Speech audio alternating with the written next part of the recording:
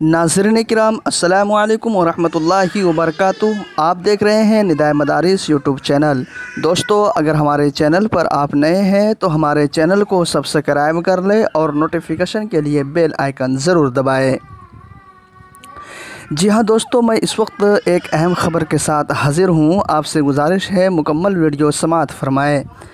दारुल उलूम वaqf देवबंद की सनद को बिहार स्टेट मदरसा एजुकेशन बोर्ड ने दी मंजूरी। अब दारुल उलूम देवबंद के फुज़ला बराह रास्त दे सकेंगे मौलवी का इम्तिहान।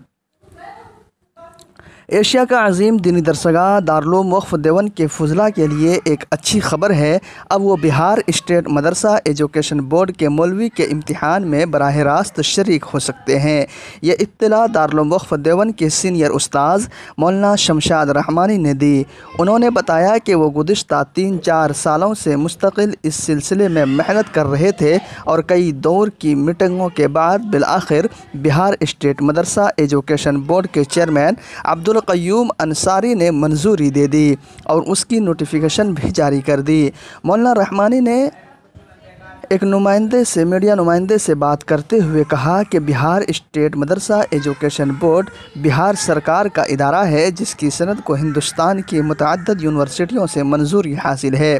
इसके अलावा बिहार मदरसा बोर्ड की सनद पर बिहार के स्कूलों, कॉलेजों व यूनिवर्सिटियों में नौकरी भी दी जाती है। इसी वजह से बिहार के तलबा का मुस्तकिल इसरार था कि दारुल उलूम वaqf देवबंद की सनद को भी बिहार बोर्ड से मंजूरी दिलाई जाए ताकि हम लोग भी इससे इस्तिफ़ादा कर सके। बहरहाल काफ़ी जिद्दोजहद के बाद ये मरहला मुकम्मल हुआ और अब दारुल उलूम वaqf देवबंद की सनद रखने वाले तलबा बिहार मदरसा बोर्ड के मौलवी दर्जा के इम्तिहानात में बराह रास्त शरीक हो सकते हैं।